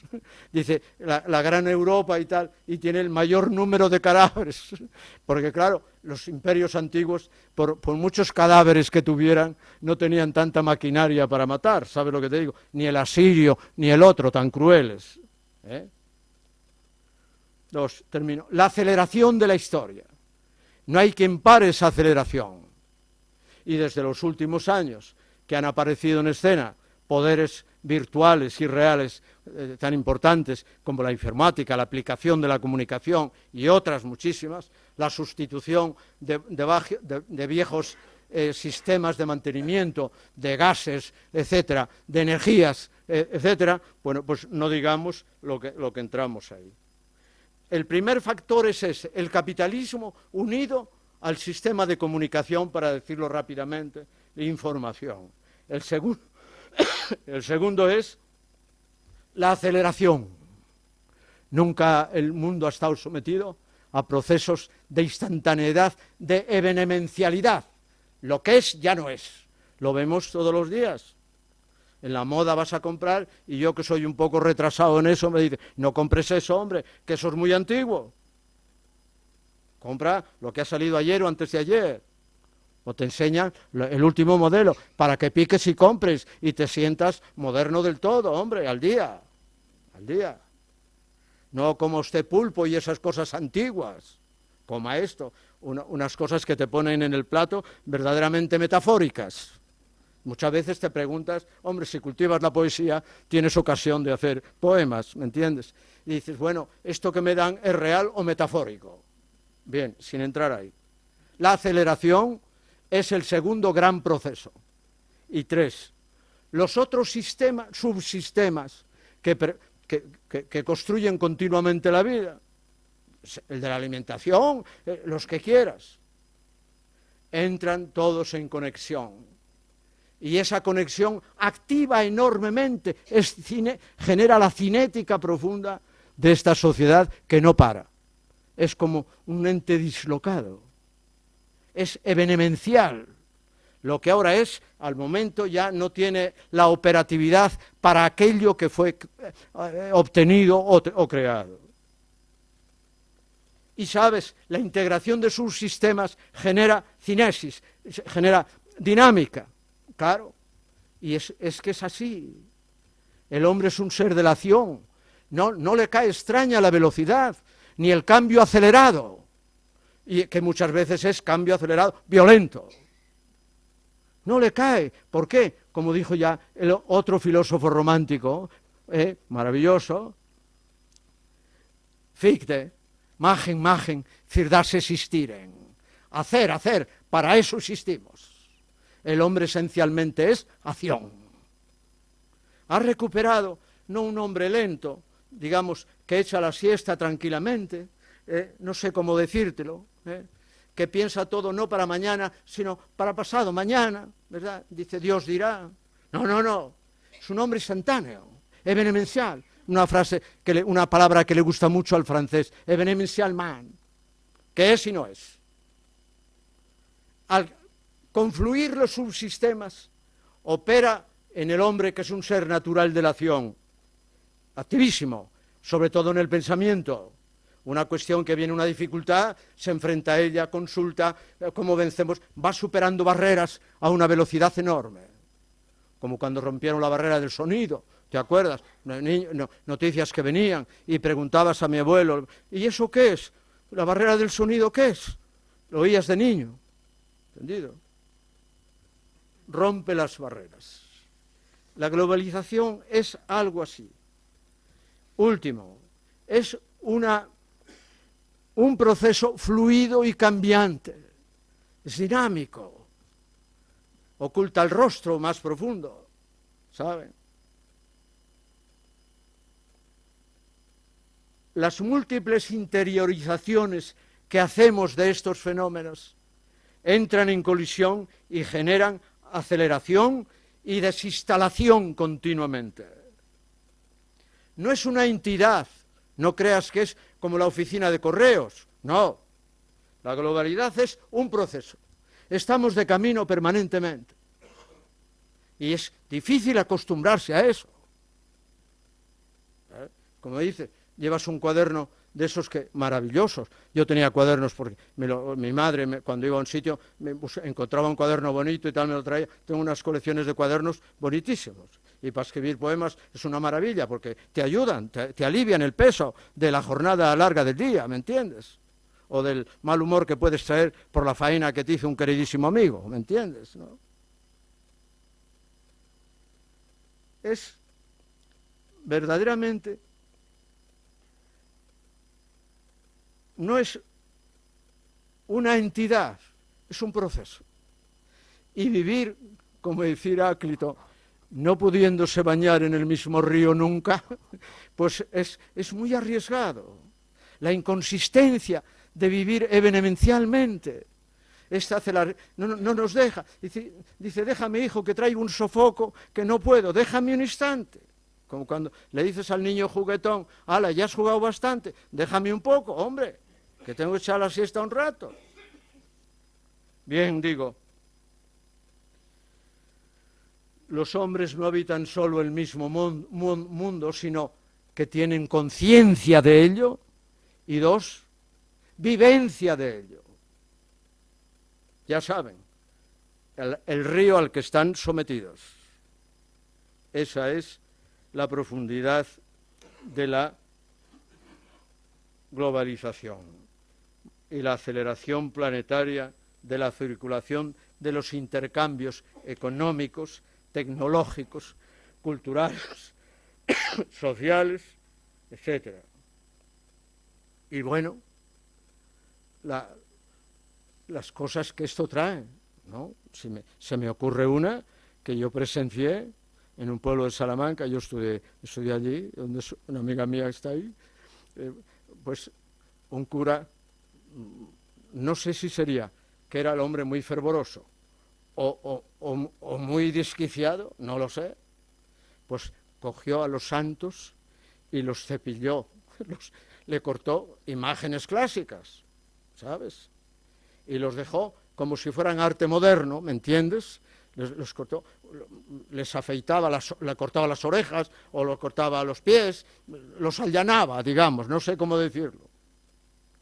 Y claro, dieron cuenta de eso y no sabía la gente dónde meterse. Y dice, ¿qué cosa ha hecho este hombre? Dice, no cree en los santos, o algo así. Decían opiniones de mil cosas. Y resulta que dijo, como ahora el concilio ha mandado que hay que modernizarse, pues a este pobre San Roque, que siempre lo hemos visto aquí, pobrecico, al lado, con el cerdo al lado, pues le quitamos el cerdo y le ponemos la mano de la otra manera, y etcétera, etcétera, ¿me entiendes? Claro.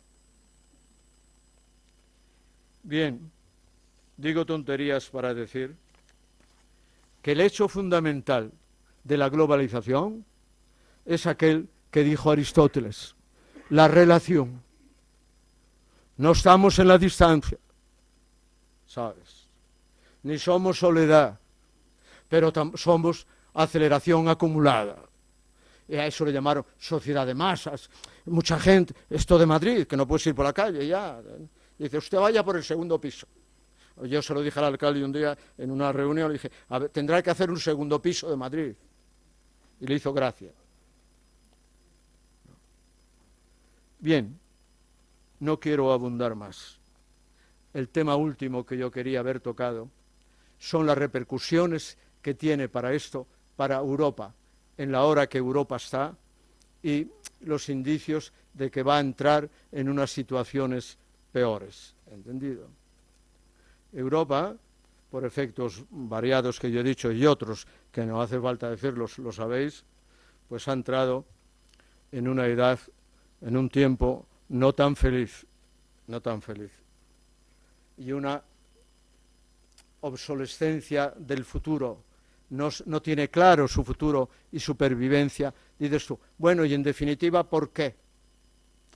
Pues porque aquello que ella conquistó, ¿sabes? Mira, las grandes conquistas, que las tienen también otras latitudes. China tiene sus adquisiciones maravillosas, culturales, religiosas, una gran cultura, nadie le quita eso. La India, Japón, nadie le quita eso. Pero la nueva dinámica en que ha entrado todo eso, Europa como si no la soportara ya, como desgastada. Ya no tiene capacidad de levantar la cabeza otra vez, como cuando dices, no, es que soy muy viejo ya. Eso para mí no me sometas a eso, no, yo soy muy viejo ya. La democracia, la defensa de los derechos fundamentales, la dignidad del hombre, etcétera. Todas esas grandes conquistas que desde el viejo pensamiento griego, desde el cristianismo, que no lo he dicho, pero lo damos por supuesto, el cristianismo ha hecho Europa, y el que lo niegue está muy mal informado. Que lea al gran Papa Juan Pablo II, que defendió a Europa con uñas y dientes y maravillosamente en ese sentido. Todas las naciones que nacen en Occidente y en Oriente, Kiev, etcétera, es la conversión del príncipe al cristianismo. Francia mismo, tan particular nación, Clodoveo, el día que Clodoveo se convierte, aparece Francia, Frankreich, el reino de Francia, como dicen los alemanes, como ellos dicen, de Francia, el reino de Francia. Cuando aquí nuestros visigodos se convierten y tal, el Menegildo, Leovigildo, etcétera, a pesar de las herejías arrianas y otra cuestión, pues surge lo que llamamos España, la primera nación de Occidente, la más antigua y venerable. No somos recientes, somos maravillosamente, cuando se constituyen a la caída de la descomposición de Roma, la primera es esta, y se convierte el rey. Todas son así, Polonia, Chequia, todas. Y el gran mundo que hoy llamamos Rusia o la cultura eslava, ¿entendido? Un factor inmenso e importantísimo es la religión. La religión universalizó. Fíjate Grecia, que se llevaban tan mal, ¿sabes? Grecia fue muy comarcano siempre, no digas nacionalista, porque no coinciden esos términos. Tenían dioses comunes. Y los Juegos Olímpicos, y amén, nada más. Y lo demás batalla tras batalla. Las batallas que tuvieron, fíjate, dos centros de Grecia tan maravillosos como son Esparta y son Atenas. Atenas cargada de esplendor y de cultura. No ha habido ciudad más maravillosa para el mundo que Atenas, el siglo V. ¿Sabes? En todo orden, la defensa de la ley, Lisias, etcétera. No solo Sócrates, Platón, los grandísimos pensadores. ¿Entendido? O gente política del gobierno como Pericles o Temístocles. Pericles fue un encanto, ¿sabes? Tú vas a Agrigento, ciudad maravillosa de la Magna Grecia, y si no has ido, vete, y verás una cosa inaudita. Yo que soy de pueblo, y sales al campo y ves las flores, la cebada, la remolacha, lo otro, ¿sabes? Pues allí ves los templos esparcidos como si fueran fincas de ajos o de cebada o de lo que fuera. Los templos, es un campo de templos. Agrigento, donde nació el gran filósofo Empédocles. Una maravilla verlo todavía.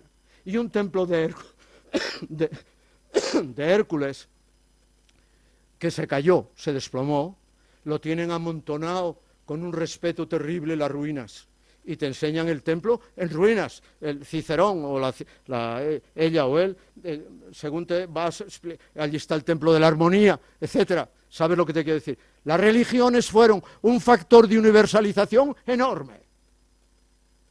Por encima de fronteras, por encima de razas, por encima de color. ¿Sabes lo que te digo? Las religiones unieron. Dices tú, y también se combatieron y desunieron. Bueno, sí.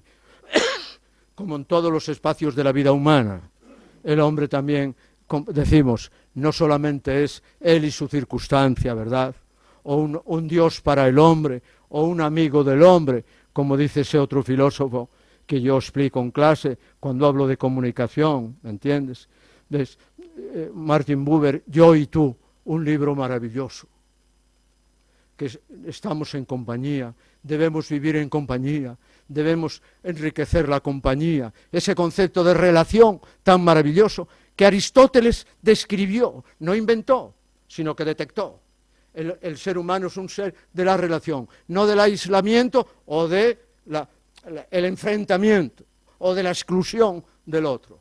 Y bueno, el colmo para estas cuestiones que os estoy diciendo, para no abundar más, un pensador maravilloso, que es Martin Heidegger, el término es, por ejemplo, un conflicto que genera esta globalidad, pues es la inclusión, ¿sabes? Que bueno, que este vecino tuyo, o que puedo ser yo, o no sé quién, pues le pasa como a don Miguel de Unamuno, que en un libro, El caminante y su sombra, un caminante que va por un camino y va de noche y va lleno de miedo, que lo van a robar, que salen, que lo van a matar, y dice, ay, y va diciendo, ay, que me roban mi yo, esas cosas de Unamuno maravillosas, paradójicas, que me roban mi yo, que me roban mi yo. Hay gente que está todo el día creyendo que es el villano en su rincón, que solo es él, y sobre todo el nacionalismo extremo y totalitario. Que me roban mi yo, aquí nadie más, la exclusión. Entonces, la relación es un don maravilloso que tiene el hombre, ¿sabe? Capaz de relacionarse, ¿sabes? Que cuando nos falta el ojo, el oído o algo, pues hombre, adolecemos enormemente ya de toda la acción que puedas tener en la vida. Ya no puedes relacionarte como tú querías. Una obra de Martin Heidegger maravillosa, que se llama Identität und Differenz, identidad y diferencia. ¿Qué sostiene este pensador ahí? Sostiene que es más rica la diferencia que la identidad. ¿Sabes?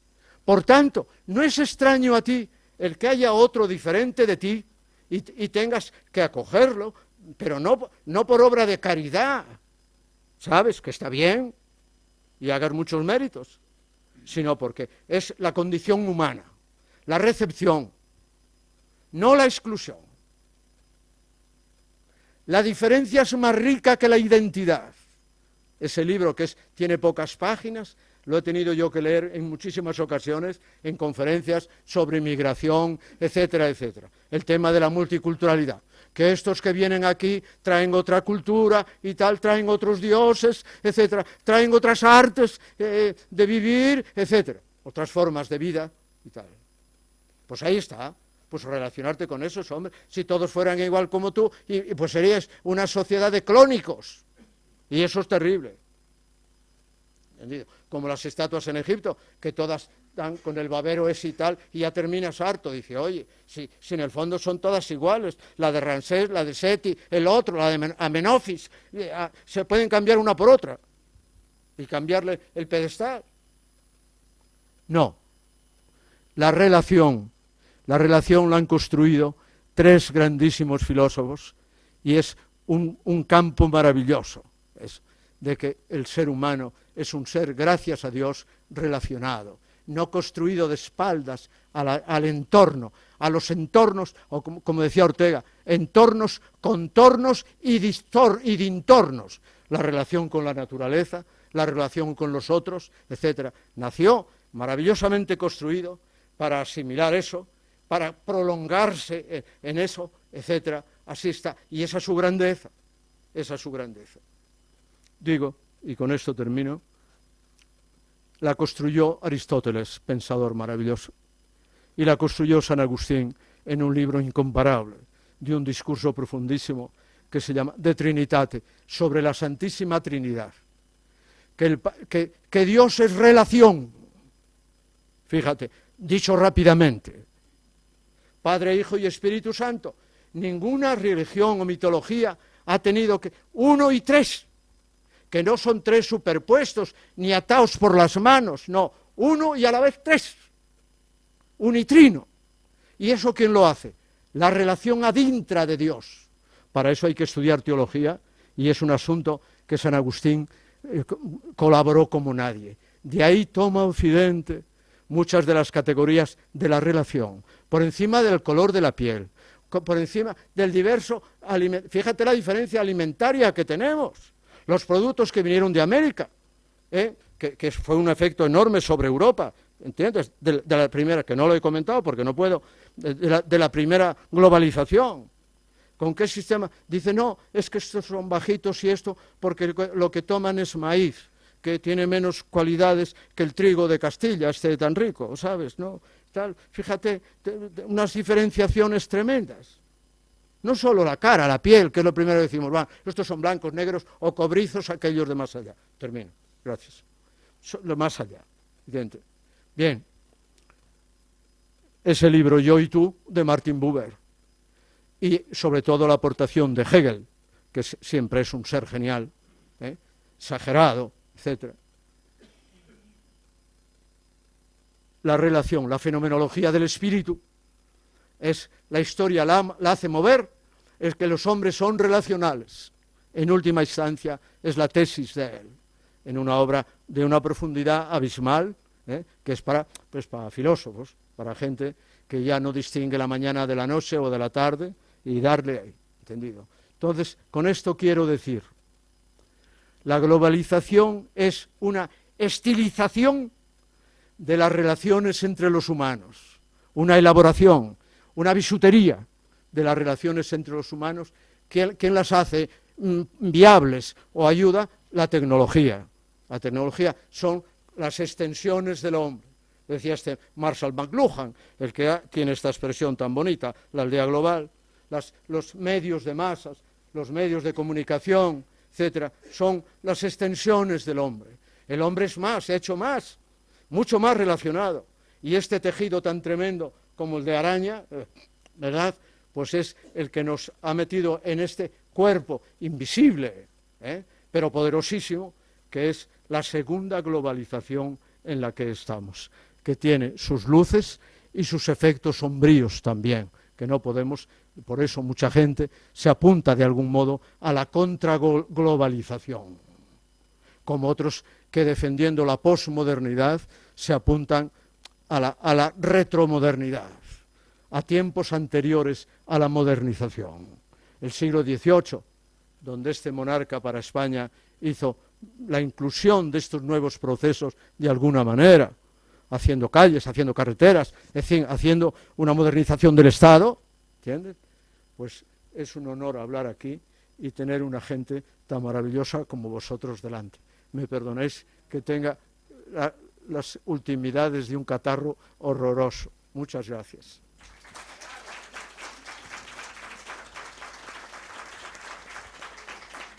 Gracias. Gracias.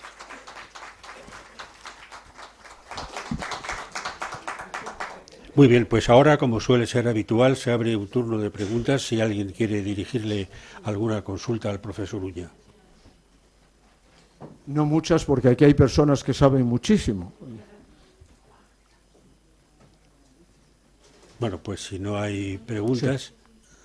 Bueno, como yo no soy experto en esto de sociología o historia, pero yo creo que hay unos puntos que creo que son importantes. Gracias. Creo que hay unos puntos muy importantes, que es el tema de la tecnología. Yo veo como la tecnología, ahora la inteligencia artificial, para mí es que es una herramienta, pero el problema es que ahora yo creo que depende en qué manos esté esa tecnología, que eso va a los políticos, que yo veo que en un futuro, o ya lo están haciendo, y en otros países es, por ejemplo, el control, el reconocimiento facial. Entonces, lo que yo en Europa veo como el más control, que para nosotros, para el ciudadano, yo lo utilizo como una herramienta, pero para unos poderosos lo utilizan más para control sobre el ciudadano. Es el primer punto, entonces tiene sus ventajas y desventajas.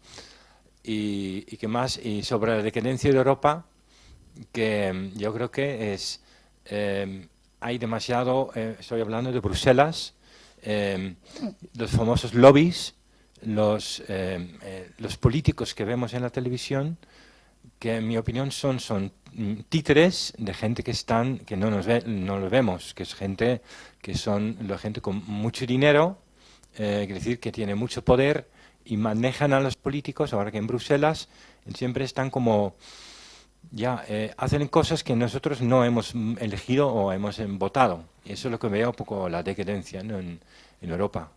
Es una pena, pero es lo que yo pienso. Te entiendo. Respecto a lo primero, el problema ha existido siempre. Entonces, la primera batalla que se hace con carros de combate, carros tirados, caballos, Ramsés contra Catusil, para disparar desde los carros, que era la costumbre fundamentalmente del imperio aqueménida y los persas sasánidas. Por eso lo pasó muy mal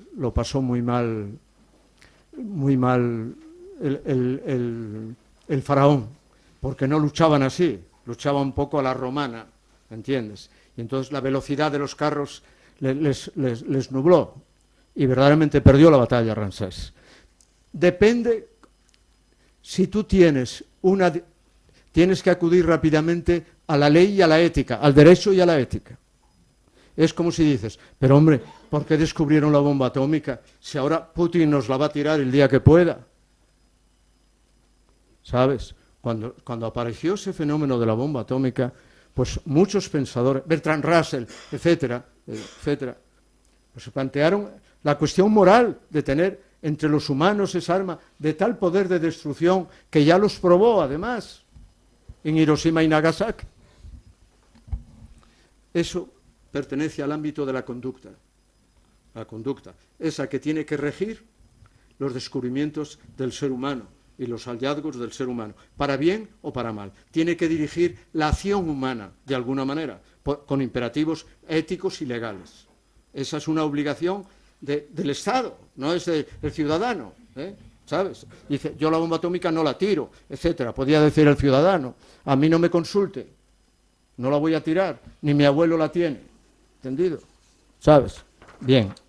Y lo que me dice Segundo de Europa, pues es verdad, es una impresión, además de realidad, como tú dices, es una impresión que tenemos todos, que Europa no ha acertado en algunas cuestiones, esté discutiendo, esté interviniendo en procesos, por ejemplo, de inmigración, cuando ya han pasado, ¿sabes? Dice que va a prevenir, yo estando en Sicilia, mi mujer y yo, que está aquí, pues estábamos desayunando en un hotelito mirando al mar, en Catania, estamos en la universidad, y oímos hablar en la mesa de al lado castellano, español, y yo me levanto y saludo. Y los veo vestidos así. Dije, oye, van vestidos de una manera... Tonto de mí, no me di cuenta que eran pilotos y iban vestidos para ir al avión directamente. Y hablamos con ellos y dice, bueno, aquí venimos y tenemos que ver qué barcos pasan, etcétera, con un gasto terrible. Oye, todos los días así. Desde ahí a Libia. La entrada terrible de Libia en años de la caída de Gaddafi, no, era un poco más acá, pero deshecha Libia totalmente. Bueno, tú no puedes prevenir eso. No previene, y no se da cuenta que hay un cambio enorme en el mundo, ¿sabes? Un cambio de armas estratégico, de posiciones de la gente, de costumbres, total. Esa es una cuestión. Lo que decía Augusto, savoir pour prévoir, saber para prever. La prevención, hacia dónde camina el mundo, qué puede aparecer, etcétera, en términos de armas. Ya Putin ha dicho que va a tirar unas armas antes de la atómica, que son no sé qué, que va Ucrania a recordar. Ayer lo decían los telediarios, yo lo vi en el telediario. ¿Entendido? Bien, no tiene sentido de prever el mundo, de prever el mundo, ciertamente. No es como Roma, que aprendió las duras pérdidas que tuvo contra Aníbal. En Cannas no quedó un romano. Bueno, el nieto de Escipión, el abuelo de Escipión murió allí. Escipión africano preparó liquidar a Aníbal de la manera más sofisticada que te puedes imaginar, aliándose con la gente de Mauritania, ¿entendido? Yugurta, la gente poderosa del caballo, de los cuales heredamos nosotros esa afición al caballo que fue capital en la lucha de España de la Reconquista y de América, evidentemente, es el caballo. Termino, ¿sabes? Entonces, preparó el acabamiento de Aníbal con una finura inaudita, ¿sabes? Y ganó, claro que le ganó, y Aníbal fue a morir al Ponto Usino ya para siempre. Es decir, prevenir, savoir pour prévoir, saber para prevenir. No lo tiene Europa. En lo que apuntas tú a lo mejor es eso. Y dos. Es lo que decías tú, es insoportable que en un encuentro de 27 naciones o más, pues no haya un orden ético, haya corrupción, etc. Es insoportable. Antes no era así. Antes en los años 60 en Europa era hombres de Estado.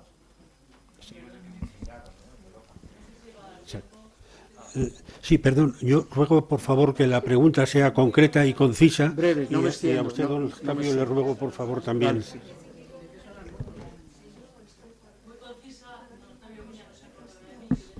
No te oigo. Sí, buenas tardes. Gracias. Digo, don Octavio Uña no se acordará de mí, pero yo le entrevisté hace muchos años, o bastantes parecen, y sigue usted igual, o sea, quiero decir, o mejor, lo cual me parece extraordinario. Voy a hacer una pregunta lo más escueta que pueda, englobando todo lo que yo quería preguntarle, que ya le preguntaré luego. La responsabilidad en todo lo que dice usted, por una parte de los poderes, digamos, hablemos de los poderes, y por otra parte de los ciudadanos. Como periodista le puedo aportar, me ha confortado mucho este recordatorio sobre que el ser humano es la relación, etcétera, etcétera, porque personalmente es una lucha personal que profesionalmente he tenido y he perdido de momento. Es decir, no, en los medios de comunicación actuales no nos dejan exponer esa tesis, porque al parecer hay una responsabilidad de los poderes para que esa tesis no sea la que triunfe. Esto es lo que yo les pongo. Pero luego, a su vez, parece ser, también es una visión personal, pero creo que podemos ratificarla todos, que eso está combinado con la responsabilidad de la ciudadanía. Que efectivamente Europa está en decadencia, pero no tanto porque las ideas sean viejas, como porque las gentes han claudicado. Esto es lo que de mis contemporáneos europeos yo puedo apreciar. Es decir, la gente aquí mismo, cruzando la calle, ha claudicado. La defensa del derecho no la ejercitan. Da igual. Lo que podemos reivindicar como nuestro y como mejor para la convivencia es incluso despreciado si tú lo apoyas. Y esto, el ejemplo lo tenemos a 100 metros, para mí, ¿no?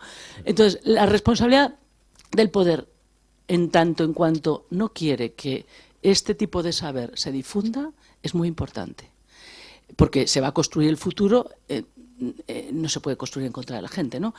Se va a construir el futuro con esos, o se está, parece, construyendo el futuro con esos elementos. Y luego la responsabilidad de los ciudadanos que prefieren no saber. Comprar, estar, pasar y no saber. Digo en general, hay excepciones, lógicamente. Gracias. Gracias a ti. Ya te saludo ahora. No puedo recordar entre miles de alumnos de acá y de fuera de España, se me hace difícil recordarte. Bien, el problema, dicho rapidísimamente, es el poder no puede habitar, tiene que hacer un esfuerzo máximo por no habitar en la ideología. No nos puede gobernar con la ideología. Te lo digo de Habermas, que no es un santo, es un pensador laico, muy mayor, debe tener cerca de 100 años, vive todavía. La ideología nos trae dos enemigos mortales, que es el interés y la dominación. Ahí voy, respondo a tu pregunta. Entonces, el poder tiene una obligación estricta de conducirnos según los dictámenes del conocimiento, que son los que conocen el mundo y al ser humano. ¿Entiendes? Y ese tiempo ya pasó. Yo soy el monarca y mando, o yo soy el tirano y ordeno. ¿Me entiendes? O yo soy tu padre y tú te callas. ¿Sabes? No, ese tiempo ya pasó. Tienes que convencer, lo que decía Unamuno, ¿verdad? Venceréis, pero no convenceréis. Tienes que usar un discurso de conocimiento racional, razonable, y la ley. ¿La ley qué es? Un ordenamiento racional, dice Cicerón, ordinatio rationis habeo que communitatis habet curam promulgata, ad bonum commune. Un ordenamiento racional, que repite la fórmula el gran Suárez, el gran pensador, y quizá el mayor grande pensador con Séneca y Ortega y Unamuno, que ha tenido España, Salamanca, alumno de Fray Luis de León y hombre extraordinario. Francisco Suárez, jesuita, en un libro de legibus enorme. La ley es un ordenamiento racional. La ley no es una veleidad que das como tirano o como primer mandatario, o amén, o como ministro del ramo. No, es un ordenamiento racional. Exacto, ahí voy, el derecho, un ordenamiento racional. Deben ser gobernados con ordenamientos racionales, no con ideología, porque la ideología, dice un profesor que yo enseño mucho y que he saludado y tal, y el último casi gran pensador de las ciencias sociales de enorme envergadura, Habermas, en una obra ideología, ciencia y técnica como ideología, pues la ideología genera conocimiento, interés y dominación. Y así estamos.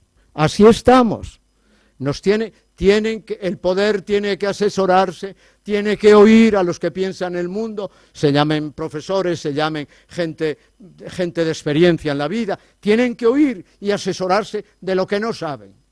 Y no invitarnos a cenas de tiestes, es decir, donde tiestes comía a los hijos por la noche. ¿Me entiendes? No nos pueden invitar a ese festín macabro.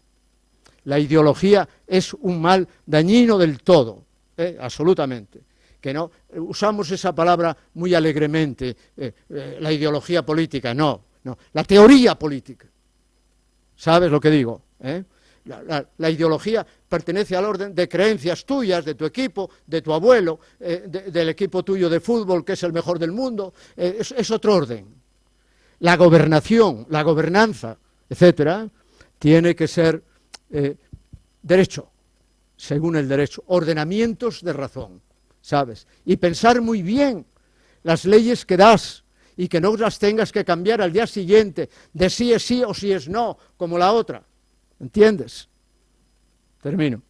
Esa es mi respuesta para ti, que entiendo, pues eres una profesional de los medios y te atormentan estas cuestiones en las que te toca vivir, como me pasa a mí también y a todo ciudadano que quiera pues saber distinguir entre el día y la noche o el día de sol y el de niebla. ¿Me entiendes?